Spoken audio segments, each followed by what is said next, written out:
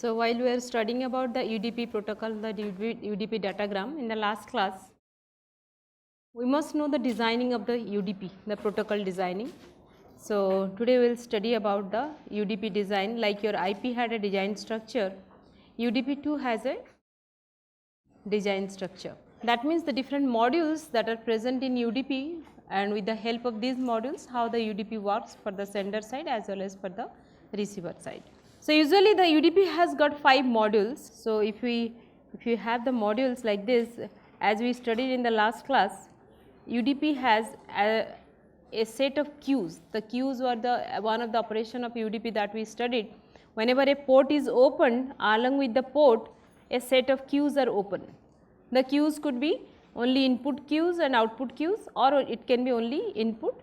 Some implementation they do not allow the output, some implementation they create both the input as well as the set of output queues. So, this is what is the queues, and these queues are operated by a module called the input module. The input module. This input module is connected to the queues, and we know that these queues are usually, this is the, you can see the datagram or the data connected to the input module, and as because the queues are generated, we know that every queue will have a corresponding process along with it. That means when a process is created, then only a queue is generated. So, let us say we have 3 number of process 3 number of processes as the 3 number of queues are present. So, let us say P1, P2 and P3, 3 processes, and these 3 processes are connected to the corresponding queues.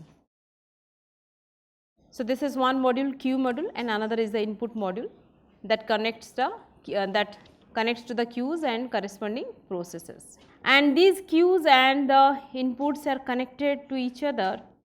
At the same time, the queue is also connected to one more module called the control block module. The control block module, which is connected to the both the set of queues and all. And also there is a table that called the CBT, the control block table.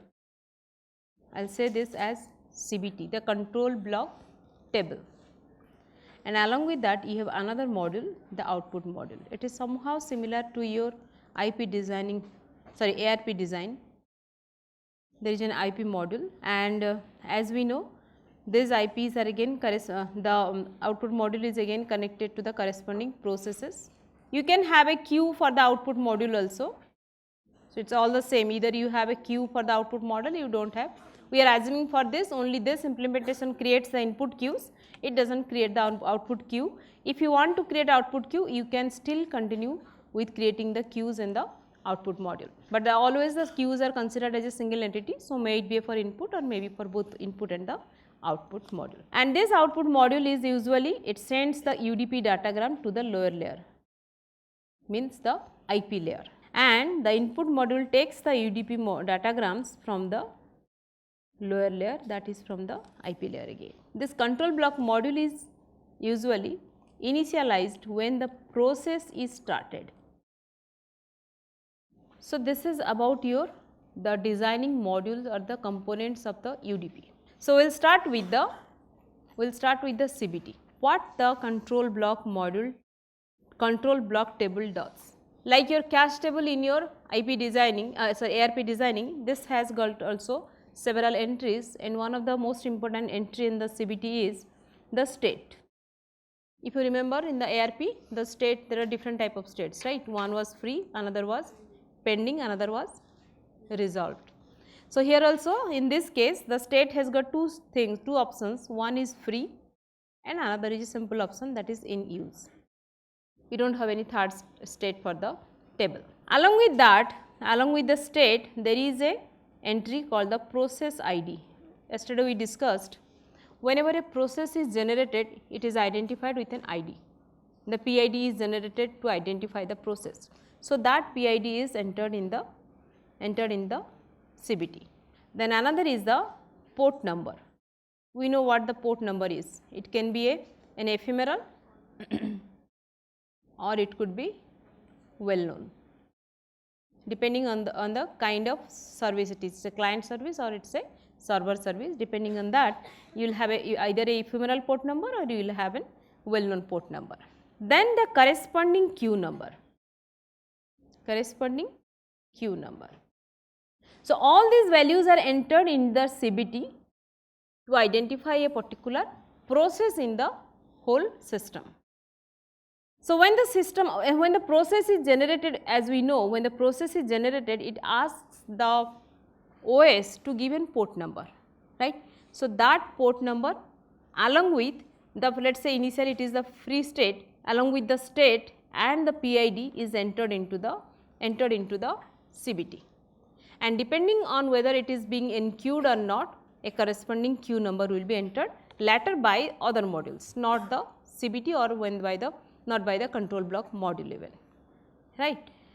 So, this is what is your CBT. Then as usual we know we have a queue. Already we have discussed the queues, set of queues. Any process when generated, a corresponding queue is also generated with this outgoing or incoming queue, so that a single process that is generated can send messages to multiple processes, right. If this is the client process, it can access to several server processes, right. So, all the datagrams that is generated by this process will be enqueued in a single queue and simultaneously they goes to the corresponding servers. That is what is the job of a server. So, here also the same thing, you have the set of queues and then you have the input module. In the input module, what we see in the figure, if you see the UDP datagram that comes from the lower layer, that means from the IP, after decapsulation of the header and all, it goes to the UDP. So, when it comes to the UDP in the IP and the input module, what the input module checks, it checks for the corresponding PID, process ID in the queue, in the CBT, right. If the queue is already there, the corresponding queue number is there, then what it does, it sends the process to the corresponding queue depending on the PID that is found in the table. And if it does not found any queue for the corresponding process, corresponding datagram that it receives, meaning the process is not active or the port is not open. So, immediately what it does, it sends an ICMP message. And what is usually the ICMP message? The port unreachable message. So, it is the job of the input layer to see whether the datagram that it receives can be delivered to the process or not, depending on the availability of the process or if the port is available. If not, it sends the error, otherwise it delivers the datagram to the corresponding process. That is what is the job of your input module. Then one more is the control block module, CBM. As I discussed, whenever a process is active or it is generated, it first gets a port number by its OS, then it gets a PID. After receiving all this, it is the job of the CBM or the control block module who will update the CBT. So, as soon as these values are generated, these values will be entered into the CBT by the control block module. So, control block module is responsible for updating the CBT. Initially, it is either a free state, makes it free, then whenever it is in use state, the state will be updated. So, that is what it is like your cache control module, right. If you remember the ARP, it is like the cache control module. So, here also the control block module does the same job of that. And finally, you have the output module. In our diagram, we do not have any queue for the output module, but still you always can have that, and this brings the processes or the datagrams from different processes, you can say, and then either they are queued or they directly go to the output module, and this output module sends the output the datagrams, UDP datagrams to the lower layer. So, simple case. So, UDP design along with the 5 modules, very simple, and what they do, only thing you remember is how a process is generated, how its values are identified with a port number, is a process ID and the queue number and all, then how the different modules are updated with this value. That is what is your UDP. So, I think UDP is the simplest protocol that you have studied till now, right. It is a, yeah. the easiest frame format, the easiest services, everything is very simple for UDP. So, now we can go for we are now ready for the little bit detailed study of the other protocol who really provides you all the kind of services that you use. You use it very frequently, right? TCP is mostly used, you always use TCP. So, why you use TCP? What are the benefits of using TCP and why TCP is more reliable than UDP and what are the specific features of TCP? So, that you always prefer to use TCP than UDP, but from exam point of view you will always prefer UDP, but now we can study the other protocol, transport protocol, the TCP. This is also a transport layer protocol as we studied. If you consider there is a process in a host, if I say this is a process and this is a host who is actually communicating and this is a receiving process and this is a receiving host, then if I say the communication between these two is the domain of IP, then I will say the communication between these two will be in the domain of, it will be in the domain of the transport layer, or you can say the TCP maybe, let us say TCP or UDP I say. So, whenever we talk about this transport layer, we are talking about the upper layer or the actual process that is generated by an application program, that is what, right. So, it has all the features similar to your UDP, like it has the port number associated with it. If it is a client process, ephemeral port number, same ranging from 0 to 2 to the power 16, and if it is a server process, again it has a well known port number. The process is generated, the OS assigns the number either from ephemeral or from the well known, and they communicate, rest of the things remain same. So, the first difference when you find the operation of TCP, we studied in the operation of UDP that it does not support any stream data service, right, we studied that in the last class. So, if coming to the services of TCP, the first service that it supports is stream data service. What is stream data service? In UDP what we discussed, let us say an application program generates a data through a process, and whatever data is generated in the application layer of the UDP, it must be small enough to accommodate in the UDP datagram, because the UDP datagram is a fixed one and it does not have any provision of chopping the data. So, a single data generated by this comes to the UDP, it is encapsulated and becomes your UDP datagram, that is what is a non-stream data. Coming to the TCP version, your application layer or the process goes on generating the data as long as data can be generated. But now it is the job of the TCP, what he does, he chops the data into small sections, and here we say this chopping or this small chunk of data as the segment. So, when you talk about a segment, basically you are talking about the transport layer service. When you talk about a packet, you are talking about the network layer. When you are talking about the data link layer, what you say? Frames. When you talk about the frames, it is about the DLL. So, different data unit has got different names depending on the layer where it is being processed. So, when I am talking about the segments, means I am talking about the transport layer and basically in the TCP, because TCP chops the data or the small chunks are encapsulated into a small segment called the segments, and otherwise usually it is called UDP datagrams, right. So, now what this does, it has a streaming data from the application layer and these data are again divided into small chunks and a segment is framed or a segment is created, then it goes to the next layer, the IP layer, and the rest of the things you know that. And the receiver section also, in the receiver section also when it goes from the IP datagram, or I can say the IP packet, let us say, when it decapsulates the IP packet and the header is decapsulated, only the segment goes to the transport layer, right.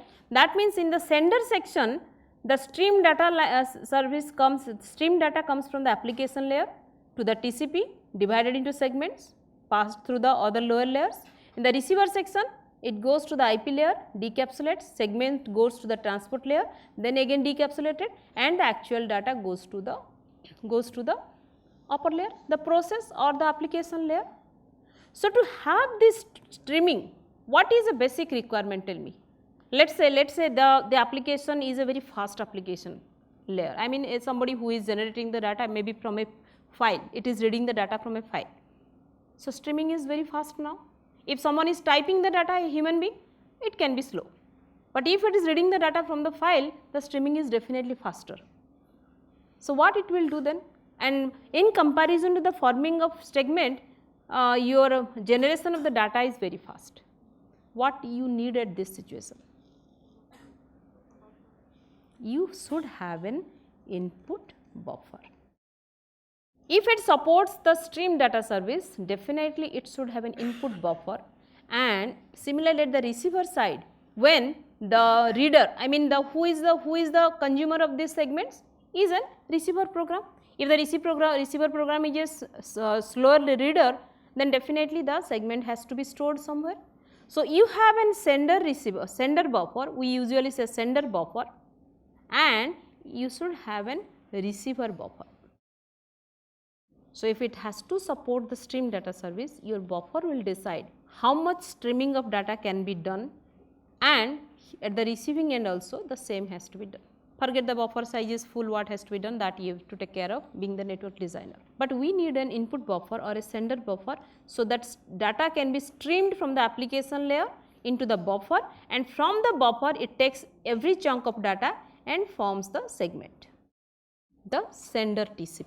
Coming to the receiver TCP, again the TCP, the segment comes to the buffer. So, the buffer stores all the segments, and then each segment is taken out from the buffer, decapsulated, and the data is received by the, who receives the data? The application layer or the process, you say, right. And because it is a stream data service, definitely the receiving of the data has to be in order. So, who takes care of that job is the receiving TCP. It may receive the data out of sequence. Why it will receive the data out of sequence? Because the lower layer is an IP, who is a connectionless. Though TCP is connection oriented, but the lower layer from where it is receiving the data, where it is getting the service, that is connectionless. So, the packet can follow any path. So, when it comes to the buffer, the packet can come out of sequence. Now, it is the job of the TCP at the receiving section to decapsulate each of the data from the segments and order them to have the whole data delivered to the application layer. So, to have this stream service, the first requirement is that it should have buffer both at the sender side and the receiver side. It should have an algorithm to make the data in order if they arrive out of order. If these two are available, then you can have a reliable TCP service, right. So, that is the first service which is different from your UDP in case of TCP. The other one is full duplex service. You know what this service is, already we have studied this. Means if you have a sender and if you have a receiver, the channel can continue or the channel can have the data from both the sides at the same time. It can support full duplex. If A is sending the data to B and B is sending the data to A, both can be done at the same time. And again, you know the flow of data means it is a reliable service. We say this is a reliable service. That means what? It has to send the acknowledgement. Now, because it sends the acknowledgement, you can have the feature. What is that feature called? It has to be, it must support the piggybacking of data plus the data plus the acknowledgement can be piggybacked from one end to the other end, and you can have a full data transmission from both the sides in case of TCP. If there is no data from one end, what will happen? It will send the acknowledgement or not? It will send. That means if there is no data from the other end, but still it can send the acknowledgement because the other service is the reliability. And the reliability can come only when you have a connection oriented service Along with that, you have a feature of acknowledging the segments or acknowledging the data packet. So, every packet or every segment in the TCP is acknowledged, and they have a connection oriented service at that layer, I mean in the transport layer. So, you can achieve the reliability with this, right. And the next service is your flow control. These are TCP supports very good flow control mechanism. Why? You know, there is a buffer. Obviously, if there is a buffer, it has to go for a flow control, so that the buffer is not, I mean not it overflow or it does not lose any data. So, you have all those windowing mechanism and sliding window mechanism, and this sliding window is different, slightly different than the data link layer sliding window. We will go through the details of how the flow control is maintained in this. It has a very good feature of flow control in the TCP segment or TCP protocol. So, we will go study about all the details of the flow control by the using of the sliding window mechanism. And coming to the error control, what we studied, UDP does not do any error control. What it does is only it checks the error, detects the error, drop it, that is all. But it does all the features of ARQ, starting from positive acknowledgement, negative acknowledgement, retransmission, timeout, duplicate discarding, anything that has to be taken care of while there is an error in the transmission is being done by TCP. So, details of all this error control also we will study, because they have a really good features in the TCP in case of your flow control and the error control. Other than these two, another feature that is more, I mean important in this is the congestion control. If you remember, we studied something in the routing algorithm of TCP OSI model. I said I will talk about the congestion, what is congestion and how the congestion is controlled, how those things have been done. So, we will study in this protocol about the congestion control. What is exactly congestion in transmission, the reason of congestion, and how TCP avoids the kind of congestions. Different kinds of congestions in the network are handled by TCP. So, these are the some of the services of your TCP. Along with that, we will study also the TCP designing and all. TCP has a beauty that it uses different specific timers. Have you ever realized this timers in any TCP, you will find that TCP has got different kind of timers, and with the support of these timers, it is able to provide the best reliable possible transmission between the sender and the timer, and all those flow control, error control things could be handled by this. So, all these timers we will study, but that is not again in the service part, but that is a section where we will study about the different timers available in the TCP. So, we will go to the details in the next class.